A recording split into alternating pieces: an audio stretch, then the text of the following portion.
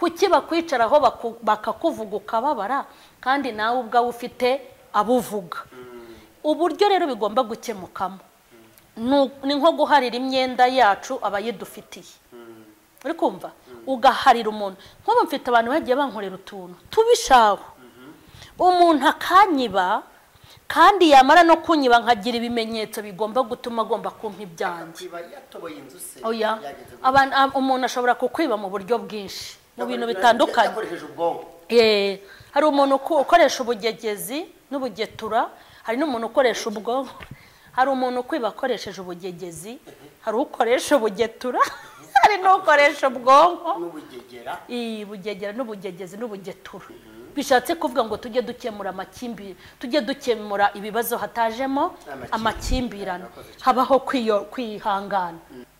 ngo mama Sharirene ntukabe ikigoryi, shyira umugabo wawe h'igitutu muzasezerane mu mategeko, wowe nturi umugore uri indaya. Ndicara nanjye nyene nshaka kubikemura nkoresheje ubwonko, ndavuga inteko asaba abagore njye kuraza umugabo wanjye ijoro ngo dusezerane. Ubwo abagore icyo gihe bye byarakaze, umugabo yagira icyo yibariza ati dusezerane ya ako bagibana n'ukangure tote.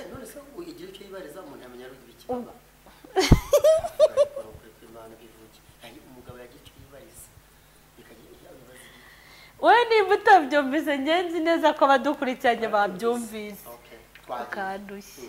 Urumva tuvuga ngo abantu nibashozanyaho intambara hazaboneke urekura. Yego, nimba ari imitungo yirekure, kuko ushaka no kutarekura n'undi bakayigutsindamo. Dufite abantu benshi bazize imitungo. dukomeje kubaha ikaze mwebwe mwese mukomeje kubana natwe kuri Mama Sharirene Official TV. Ngindi Clement Bagemahe, turagira ngo twongere tugaruke tuganira namwe kuri byinshi cyane.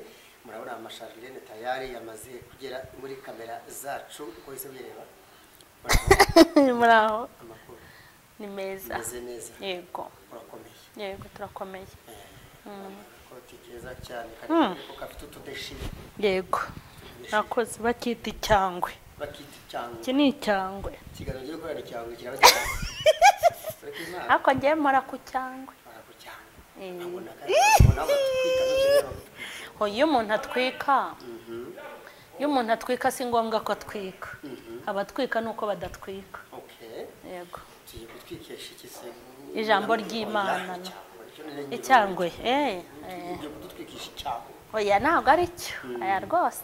Murakoze cyane, turakwakiriye cyane mu kiganiro. Murakoze cyane.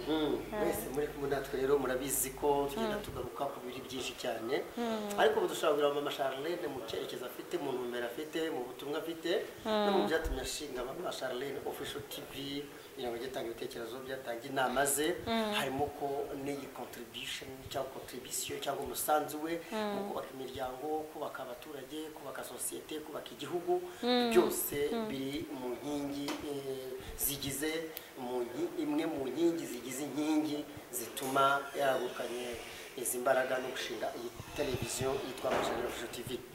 Tugiye kugaruka ku bintu bijyanye n'intambara n'amakimbirane akunda kuba hagati y'abantu, hagati y'abantu ubwabo, hagati y'abana bavukana, hagati y'imiryango umugabo n'umugore, hagati y'ababyeyi n'abana, hagati y'abayobozi ku bandi, hagati ugasanga umuntu ni umuyobozi agajya gutsikamira ubutoya, hakaba n'umutoya uba mu mirimo ariko akaba atemera amabwiriza y'umuyobozi umukuriye, amusuzura kubera ko wamushyize ni mwene wabo, cyangwa se amurusha bwa bumenyi, cyangwa se ibintu nk'ibyo amakimbirane n'abantu ugasanga n'akavuyo n'akajagari n'agatogo k'amakimbirane, desordre z'amakimbirane. Kandi gukimbirana nabyo ni ibintu bimaze gusenya societe cyane, biganisha ahabi, biganisha abantu ahabi. Mama Sharirene twashatse ngo tukubaze abadukurikiye, navuze ko nitwa Clement Bagemahe, namwe mwivuze abo ntabwo bivuze. Ngewe nitwa Mukeshimana Emerita, ku izina rya Mama Sharirene, ndi umumama w'abana 5. Yego 5. Hagati aho tuguhaye ikaze nyine tuyogaruka kuri ikintu kijyanye n'amakimbirane agenda agaragara hagati y'abantu. Hari abantu bajya bavuga ngo n'inka zikirwana. Ugasanga irayiteye ihembe cyangwa irayisunitse ku buzeguri ngo noneho bo izo n'iki zikibikora, ariko mu bantu barimo amakimbirane baganisha mu kuryana, mu kwicana, mu bukorogwana mu gufungishanya yani ko n'ubundi umuntu gufungishije abakwicishije burya ibintu nk'ibyo mama Charlene ni gute abantu bajya bakemura amakimbirane badateje andi makimbirane bagakemura amakimbirane ku neza batabaye gutezanya ahubwo inabi no mu byaha okay ubundi wenda ndashaka nko kwibanda ku makimbirane y'abantu baba nko mu rusengero ariko ndi buvuge no ku makimbirane yo mu buzima busanzwe abantu benshi bakunda kugirana amakimbirane kandi turi muri ubu buzima rwose bibaho kuko hari ukuntu abantu bamenyana ariko ntibamenyerane abantu bakamenyana ariko ntibamenyerane ikindi hari ukuntu abantu bagenda babana muri sosiyete ugasanga harimo abeza n'ababi kandi ikintu tuba dukwiye kwiga ndetse no kumenya ni uko abantu bose ntabwo bagomba kukubera beza nta nubwo abantu bose bazakubera babi yego muri ubu buzima rero tugenda tunyuramo abantu baba bakwiye kwiga kwihangana bakiga guceceka no gucisha make bakiga no kugira ibyo bahomba n'ibyo bareka kubera yuko wenda nk'urugero naguha hari ukuntu nk'abana tuvuge nk'igipangu mu gipangu kumwe abantu babaho mu gipangu baturanye umuryango ku muryango ugasanga bafite abana iyo miryango bafite abana noneho abana babo bakarwana sibyo ugasanga nimba abana barwanye ababyeyi barahagurutse bagiye guhangana ngo umwana wawe yamennye ikirahure cy'urugi rwanjye akirengagiza kuwe nawe ashobora kuzamena ikirahure cy'imodoka y'umuntu uri kumva abantu imibare y'abantu bajye banguka mu bitekerezo ugasanga nimba abana baba mama bakimbiranye abamama bagiye kurwana uzongera urenga ahangaha nugaruka hano nzakwereka ariko nkibaza ngo umwana wanjye aramutse amennye ikirahure cy'urugi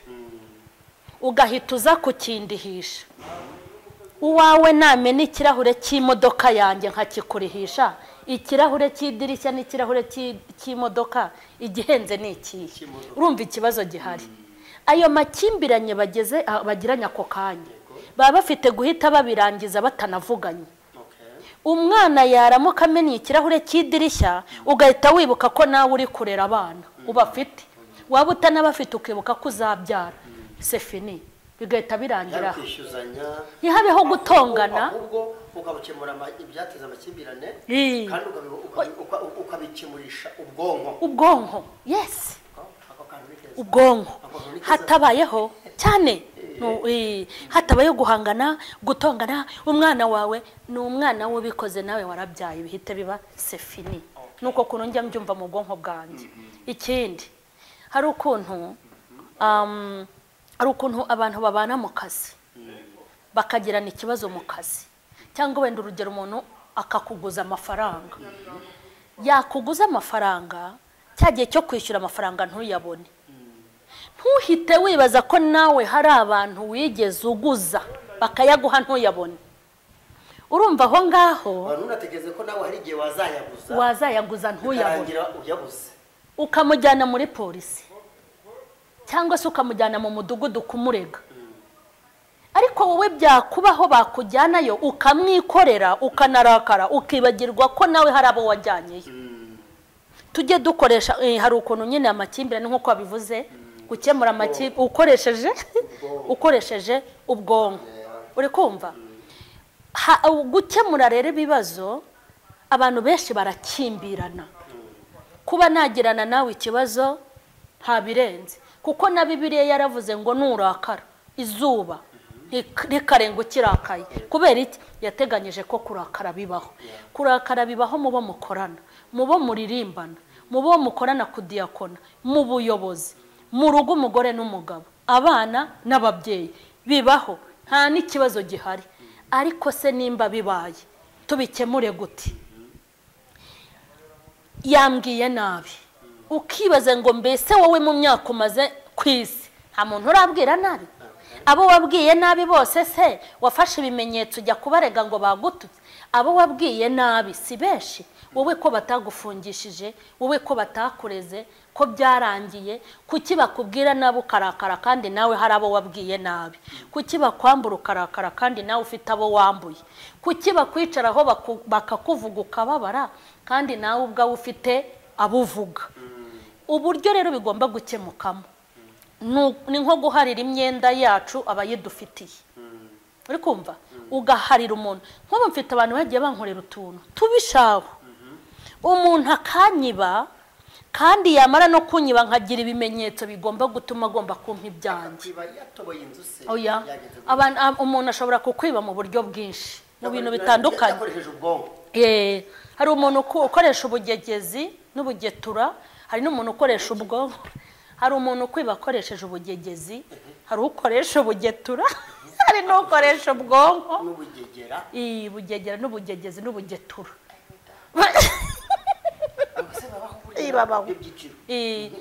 Hanyuma ugafata n'ibimenyetso byerekana ko yakwibye, ku buryo wabijyana muri ribu, wabijyana muri polisi, ariko ugahita ubikemuriraho ukavuga utusibye kujya sinzi ngo iyo ugonzwe n'umunyonzi ukuraho.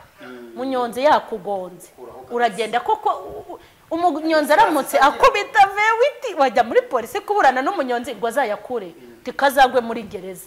Umva ya makimbirane.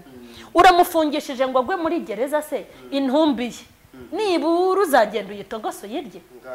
Naborera muri gereza se hari imirimo uhagira nibura ngo baguhingiraho muri gereza? None se ko kujya muri gereza nta nyungu uzabikuramo?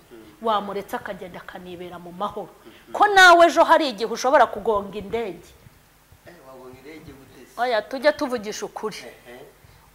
Umunyonzi ashobora kugonga vewiti, ariko vewiti kagonga indege. Unese wowe uzishyura indege nubwo ufite vewiti? Mama bashaka nko kuvuga ngo imodoka ngo izagonga ubwato. Ubwo uzikira imbavuzi? Nuko hari igihe umuntu mu bushobozi afite nawe ashobora kugongana n'urundi rumurusha imbaraga. Sibyo? Nimba ugonze umunyonzi ukamujugunya muri gereza, nimba umunyonzi akugonze ukajya kumufungisha ngo azagweyo, witonde nawe ushobora kugonga indege nawe uzagwayo. Bishatse kuvuga ngo tujye dukemura amakimbirane, tujye dukemura ibibazo hatajemo amakimbirane, habaho kwihangana. Yari yego. Hari igihe kimwe abagore bigeze bambwira ngo mama Sharirene ntukabe ikigoryi, shyira umugabo wawe igitutu muzasezerane mu mategeko, wowe nturi umugore uri indaya. Ndicara nanjye nyene nshaka kubikemura nkoresheje ubwonko, ndavuga inteko asaba abagore njye kuraza umugabo wanjye ijoro ngo dusezerane. Ubwo abagore icyo gihe bye byarakaze, umugabo yagira icyo yibariza ati dusezerane ya ako bagibana n'ukangure tote. None se uyigira icyo yibariza umuntu yamenya rugira iki? Umugabo yagira icyo yibariza we niba utabyumvise ngenzi neza ko abadukurikiranye babyumvise akandushye. Urumva dusezerane yagira icyo avuga dusezerane, mbese buri munsi akajya tubanze dusezerane akamuhoza ku nkeke. None rimwe ndiyicara nkoresha ubwonko ndavuga intari ku bundi njye kuraza umugabo ijoro ngo dusezerane afite amazanga i Kigali, murazi ijoro afite amasambu angana iki, kwasiteri ze ziri mu muhanda ni zingahe, ni izihe ngo mvuge ngo ejo nidutandukana bizagenda gutya na gutya. Mbikemuye gutyo rero usanga ngomba gutanga iki, ngomba gutanga amahoro. Muri make abantu bige kugira ibyo barenzaho kugira ngo noneho sosiyete umuryango mugari, umuryango w'abagore, abana n'ababyeyi, n'abana, sosiyete muri rusange, abantu muri rusange bakimure baba baziranye n'abataziranye. Nigeze ahantu ngenda n'abantu b'abanyamahanga ari njyenyine umunyarwanda, ugasanga byaje bikunze n'umuntu ari umuntu, ugasanga nta naho umuntu atandukanye uretse ururimi. Abantu ni gute none gutwara kuyobora babasha gukemura amakimbirane? Ukuntu abantu bashobora gukemura amakimbirane badateje andi makimbirane ni ukugira ibyo bemera kurekurira abandi.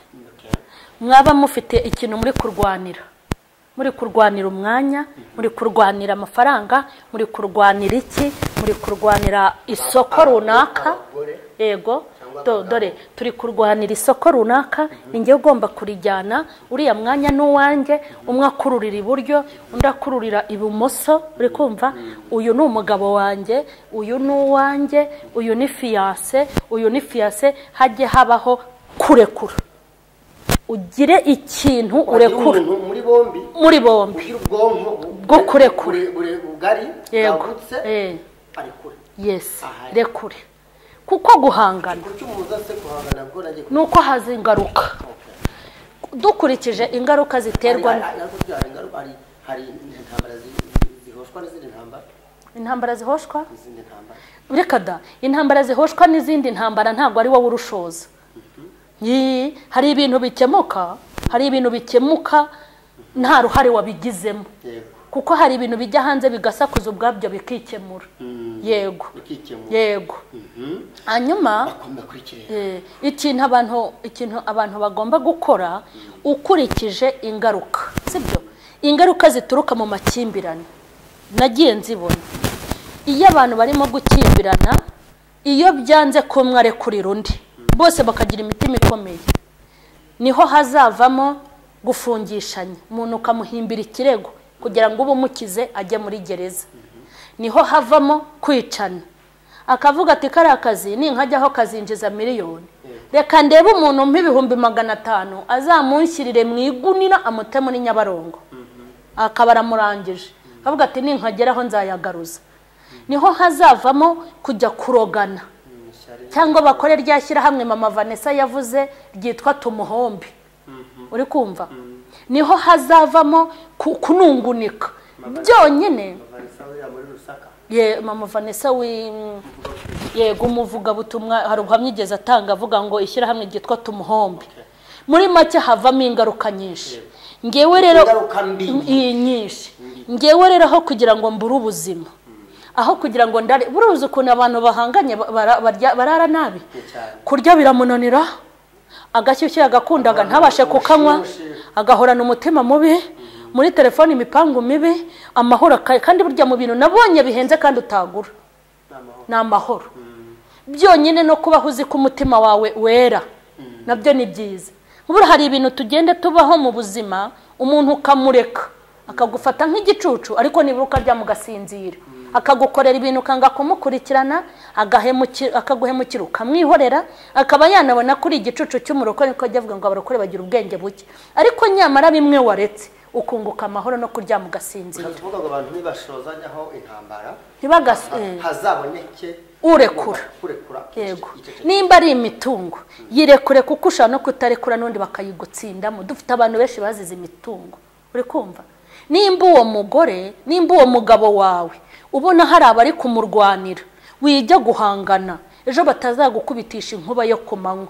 Mureka abagabo, nimba hari abantu Imana yaremye bavuka buri munsi, ni abagabo kimwe n'abagore, uzabona undi, ariko rekura. Nimba uwo mukobwa wenda kumwicaniraho n'uwo musore ngo kuko umukunda, uzakunda undi, ariko rekura. Nimba uwo musore koko ari fiyanse wawe, ukaba ubona hari abakobwa benda kuguca umutwe, rekura amabogari Imana yaremye n'imbeshi, uri kumva. Ikintu nabonye kitaboneka ahandi, kitanaboneka ni Imana yonyine, ariko ibindi bintu bibaho. Abantu babeho kurekura. Hari igihe urekura miliyoni 70, ejo ukabona 140, noneho ugasanga n'umwe wazikwambuye nta na miliyoni 10 asigaranye, ahubwo waramudepashije, umaze kukubirwa nk'ishurenye. Abantu bige kurekura, abantu bige guhara, bige kugira ibyo bareka, kuko n'ubundi umuntu utanga amahoro aba ari kuyabiba. Mama Charlene, turagushimiye cyane ku kiganiro cyiza n'inyunganizi utanze mu bantu benshi bakunze gutezanya intambara n'aya makimbirane, noneho gateza andi bikagira ingaruka. Nyinshi cyane, ni nazo tubamo. Buri amadosiye yose muzabona menshi ari muri polisi, ari muri ribu, mu nzego zitandukanye, guhera hasi kugeza hejuru, amadosiye menshi babitse ni ay'abantu bananiwe gukemura ibibazo hatabayeho amakimbirane, kandi n'impfu nyinshi. Uvuga ngo barimo gushaka uwamwishe, barimo gukora iperereza, uzasanga ari abantu bakunze kugira niki amakimbirane. Ngaho nguko rero ndagushimiye cyane muri uburyo abantu bamaze kugenda baboneka ko bashozanyeho intambara aho kugira ngo baharanire amahoro ubwo ukabura mu ntambara. yego ubabwije ukuri ura ntibumvise nibatumva bazumvira ijeri nibatumva bazumvira ijeri umuntu wese nyamwanga kumva ntiyumvira ijeri ntabwo abantu bage bagukurikirana ntihaburamo n'abake yego bige kurekura no kuhara no kureka. turagushimiye mwakoze cyane. umushimire Mama Charlene, turagushimiye namwe turabashimiye cyane mwakomeje kubana natwe kuri Mama Charlene Official TV.